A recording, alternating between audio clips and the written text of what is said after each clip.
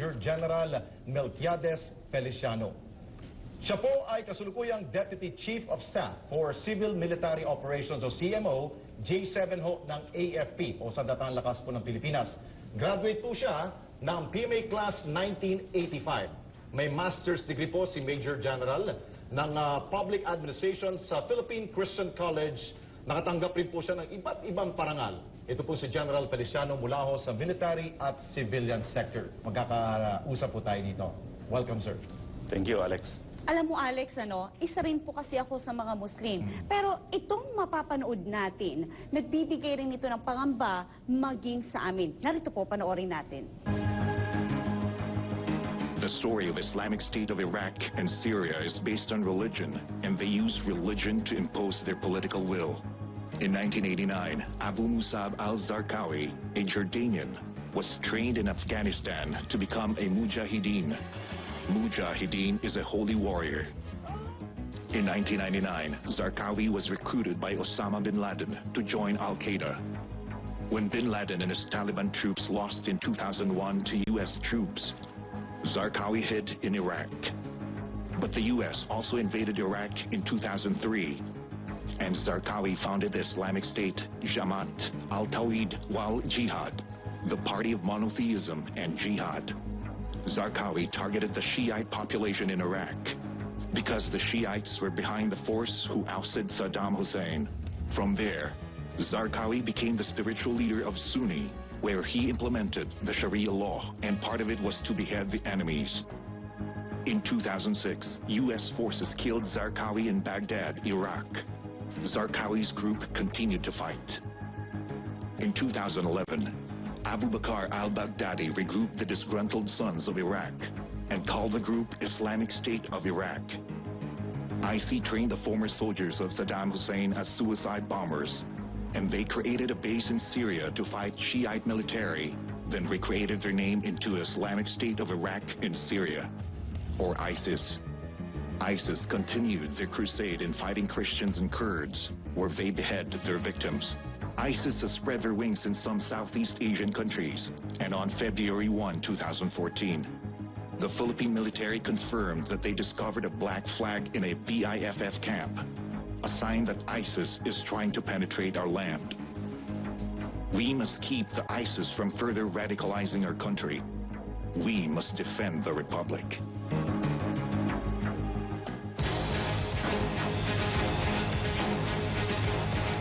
Mamaya, bibigyan linaw tayo ni Major General Feliciano tungkol sa ISIS. Pero ugatin muna natin ang paghusbong ng Abu Sayyaf. Narito, panoorin natin.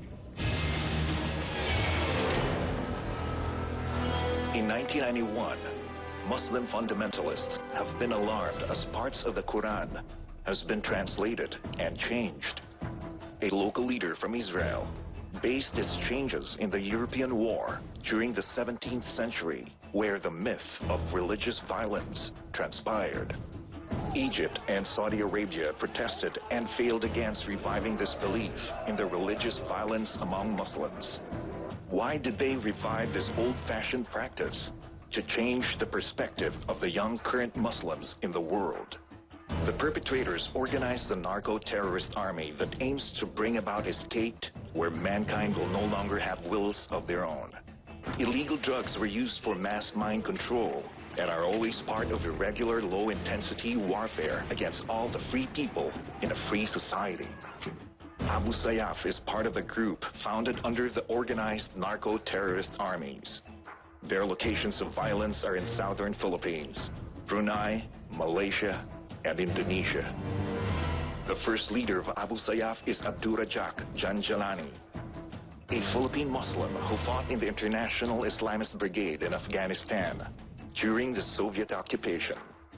He wasn't a former MNLF member because the name Abu Sayyaf seems to be an abbreviation of the names of his first comrades in the organization. A for Abu Bakr, B for Barisi, U for Osman, S for Sampanit, A for Ali Unos, A for Abdurrahak, and F for Faisal. In Arabic language, Abu Sayyaf means owner of the sword. The front activities of Abu Sayyaf are stealing money, guns, kidnapping for ransom, bombarding civilians, beheading their hostages, and raping women. The increase in extreme violence attacks was in response to the challenge posted by Abu Bakr Baghdadi to the Abu Sayyaf.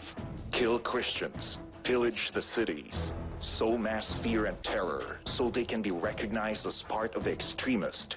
They believed that a tiny core of activists could topple any government through the use of terror alone. Many young Muslims in Mindanao joined because John Jalani led them to the thought that they were founded to defend their brothers abused by landlords. The Abu Sayyaf allegedly also wanted to defend the Muslim community against their military opponents and undisciplined politicians. But in reality, they are patterned from Islamic terrorist groups. They maintain the conflict between Muslims and Christians to prevail irregular low-intensity warfare in the Philippines and other sovereign nations. Because of this, we have to defend our republic.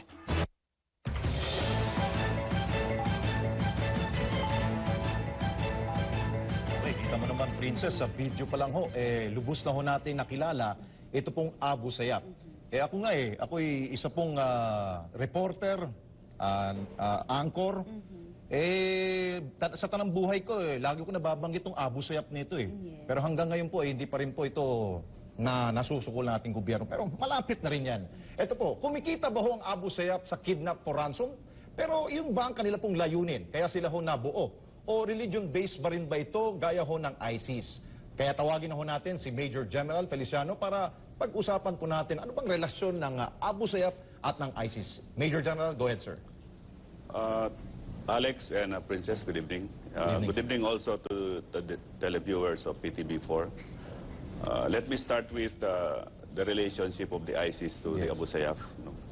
As regards to the ISIS, actually, after their successful occupation of the different areas in Iraq, particularly Mosul and other areas in Syria, Aleppo and Raqqa, they consider themselves as Islamic Caliphate, meaning to say they are a theological empire. So with their success, they were able to gain allegiance from the different terror groups or Islamic organizations worldwide. And one of these is the Abu Sayyaf group.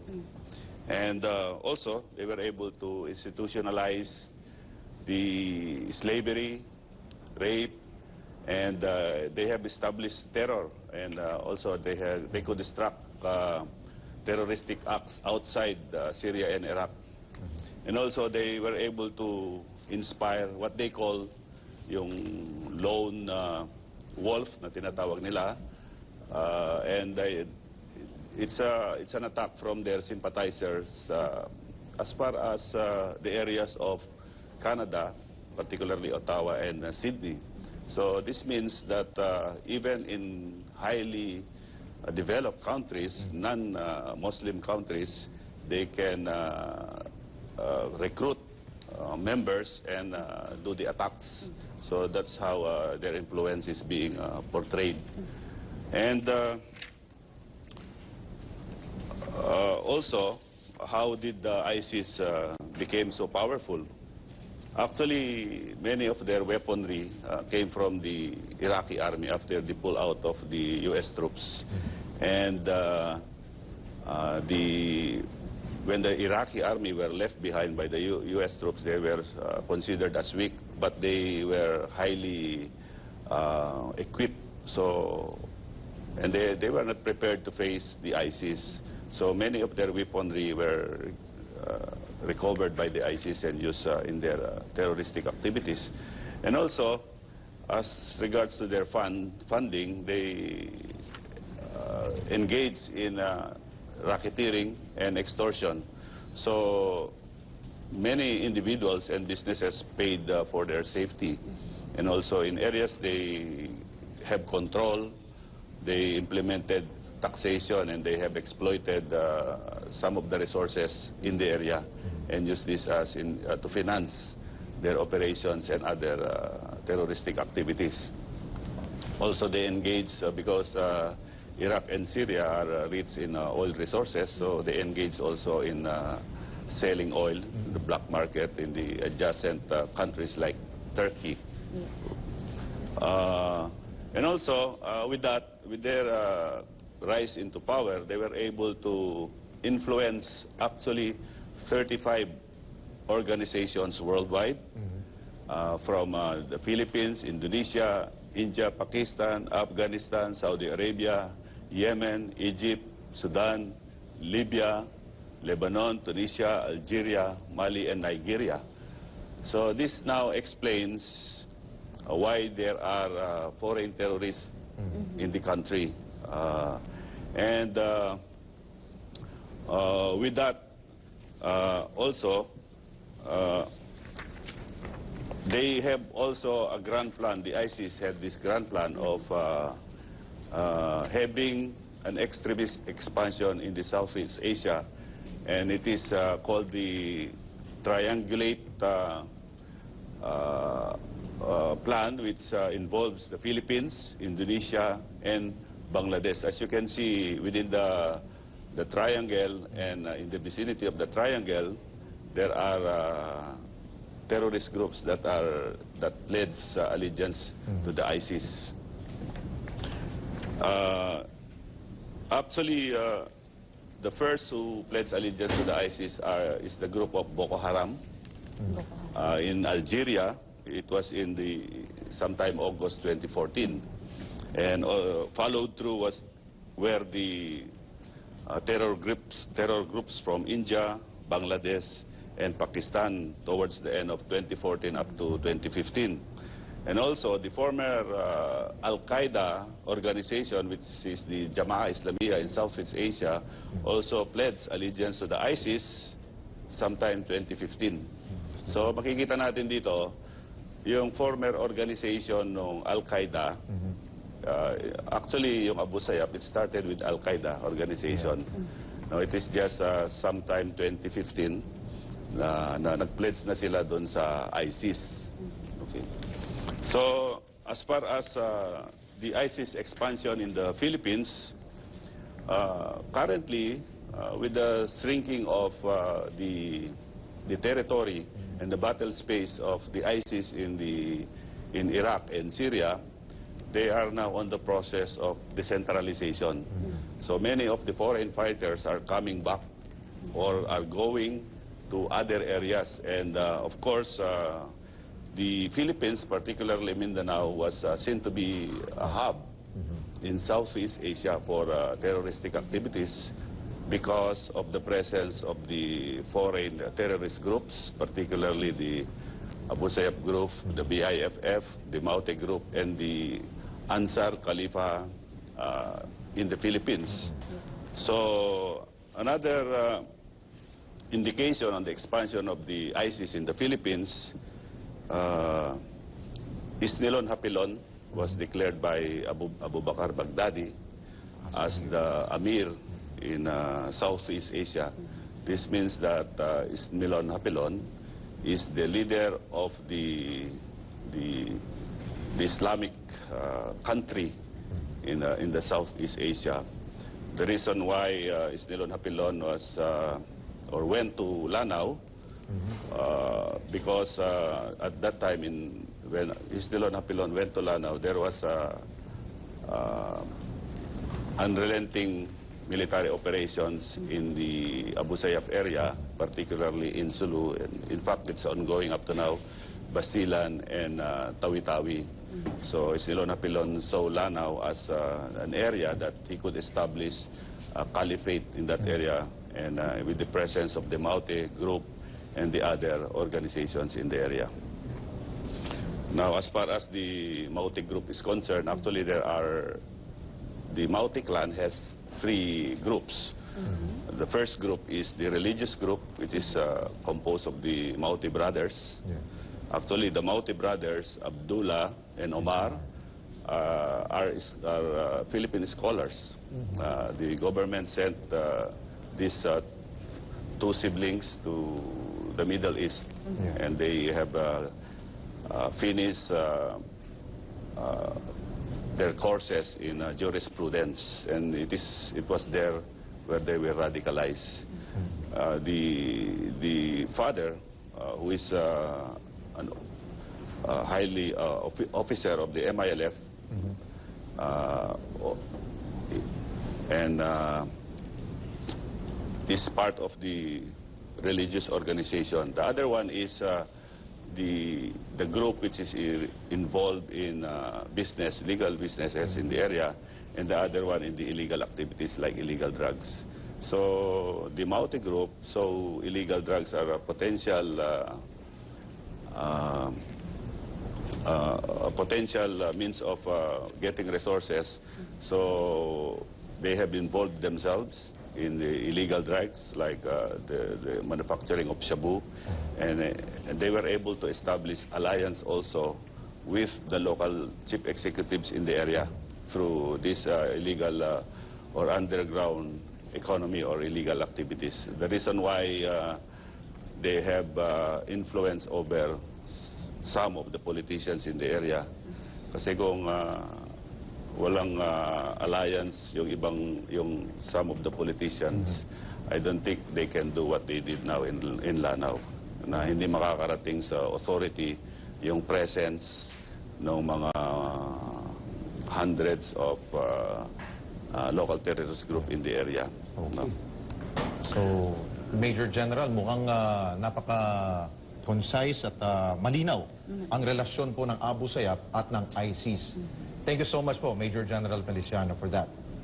Kung ang ISIS po ay may sinusundan pong tradisyon at ang Abu Sayyaf po ay lumilihis naman po sa tradisyon, ano naman po ang sinimulain po itong Maute group na ito? Panurin po natin.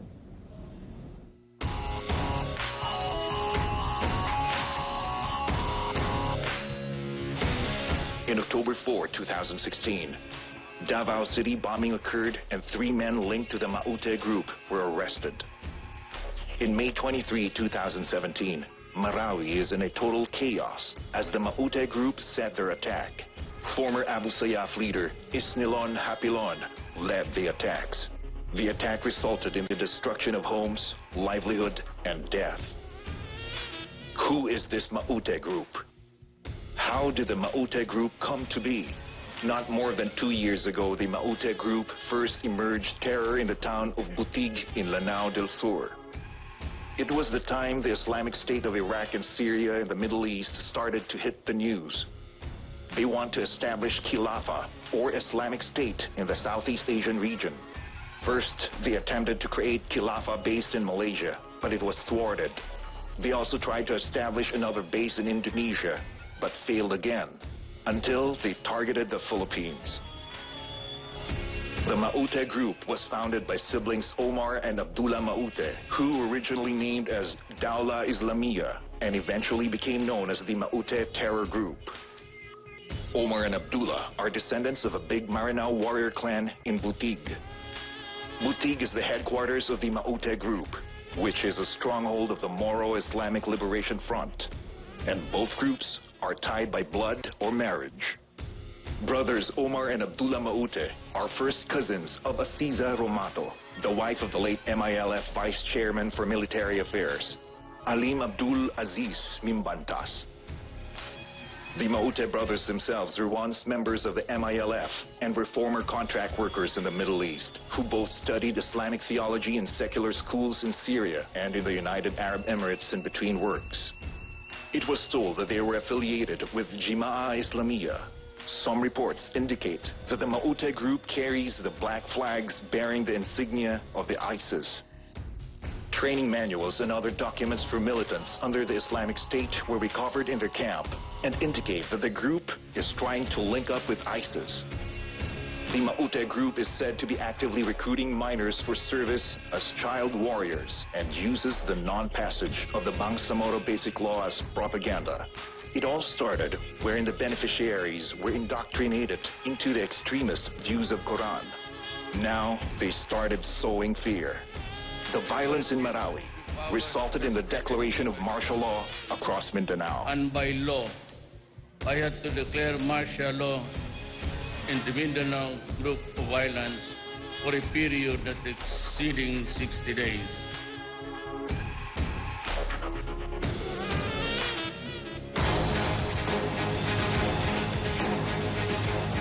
kanina ho'y nabanggit ko na dapat po ipagdarasal po natin sina Princess at syempre kanya po mga kamag-anak po dyan po sa Marawi at maging po mga kababayan po natin dyan. Pero para sa akin po, makakabawi naman po talaga po ang Marawi. Panoorin po natin to.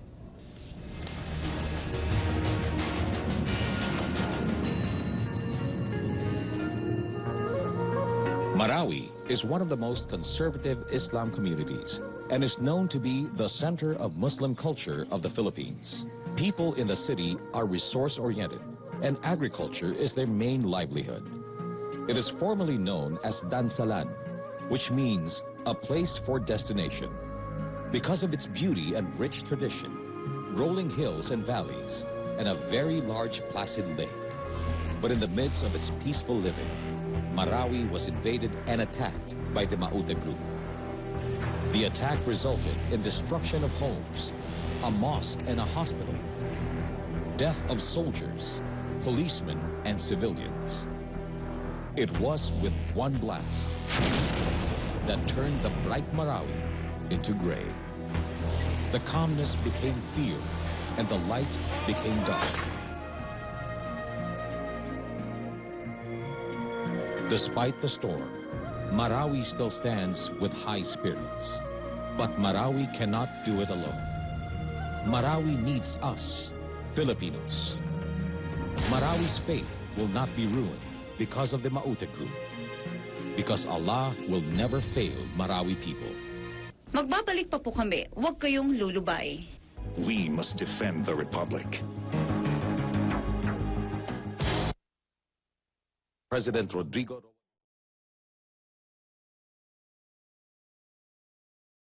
on May 23, a series of attacks from terrorists and extremists occurred in the island. The areas of Basilan, Sulu and Tawi-Tawi are included in the declaration.